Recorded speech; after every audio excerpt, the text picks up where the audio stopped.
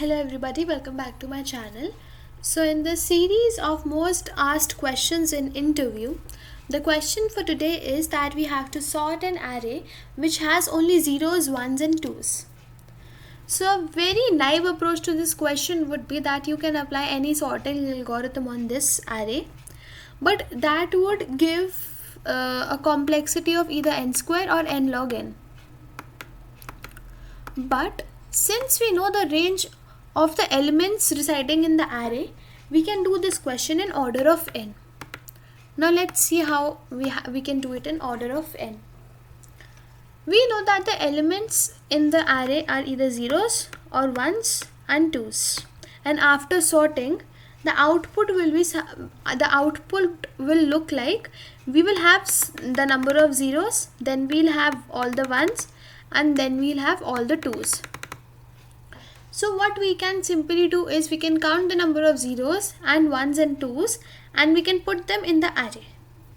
So what we will do is we will take an array, or we can take another array named as count of size 3. Now a size 3 array looks like this. The indexes is 0, 1 and 2. Now what we can do is, as soon as I encounter a 0, I increment the default value by 1. Then when the next element is found, it is again 0, I again increment it by 1. Then the next element I found is 1. So I increment the index 1 with 1. Now the next element is 2. So I increment the index 2. Next element is 0. So this becomes 3. The next element is 2. So this becomes 2. Again we find a 0. It becomes 4. Then we find a 1. It becomes 2. Then we find a 0.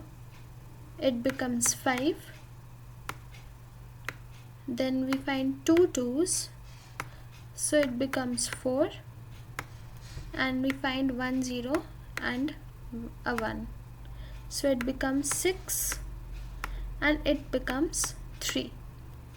So now the count array after traversing our main array will be like this. At index 0 we will be having 6, at index 1 we will be having 3, at index 2 we will be having 4. So this array tells that the array given to me had 6 number of zeros, 3 number of ones and 4 number of twos. So now what I will do is I'm going to traverse this array, but this time I'm just going to add the elements to it. I will start from 0. Now since 0 counts 6, I will add 6 zeros to the array.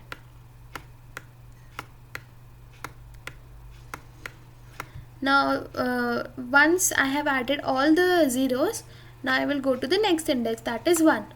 So we have 3 ones, so I'll add 3 ones over here. The next index is now 2, which says 4, so I will add 4 twos over here. So this is now our sorted array. Now let's code this question.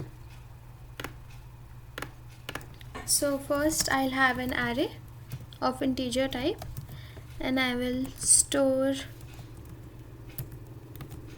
the numbers. Now I will have a count array of size 3. Size 3 because our numbers are from 0 to 2. Now I will traverse my array once and I will add the frequency, that I will update the frequency. So this statement says, now since a can be either 0, 1 or 2, so what this will do, it will increment the value that is already at that index by 1. So now once I have got my count array, that I have that is I have calculated the frequencies of each element. Now I will take an int index. Now this index will be used in order to keep the value inside the main array. Now I will do this while my index is not equals to array dot length, or it is not necessary, we can directly do it for the count. I'll take it for int I is equals to 0, I is less than count dot length I plus plus, while count of I is not equals to 0. This means that the frequency at that index is not 0. That is that unless we have added the number, its frequency times, we have to keep on adding it. So how we will add it? We will add at index, I will add the I, that is 0, 1 or 2. Once I have added it, I am going to increment my index by 1, and I will decrease my count by 1. Now in order to see my result, let's print it.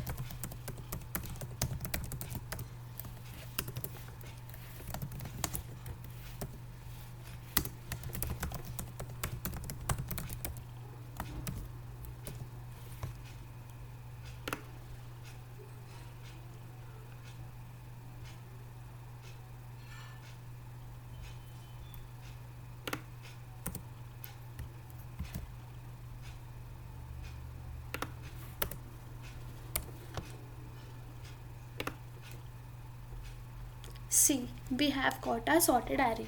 This array has 4 number of zeros. Over here we have 1, 2, 3, 4 zeros. Then we have 1, 2, 3, 4, 5 number of ones. Over here we have 1, 2, 3, 4, 5 ones. Here we have 2, 3 twos, and again here we have 3 twos. Now you must have a question in mind that why have I taken an array of size 3? Instead of this, I could have taken 3 variables in A, B and C, and I can store the frequency of each element in one of the variables. So I have done this because this question says that it has values from 1 to 2. But now if you have some other questions which has value from 0 to n, you can do the same question by the same method.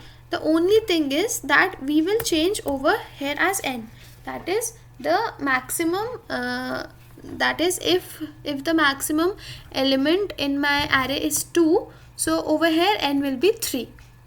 So only this change has to be done, and you can sort any array with a given range using this method.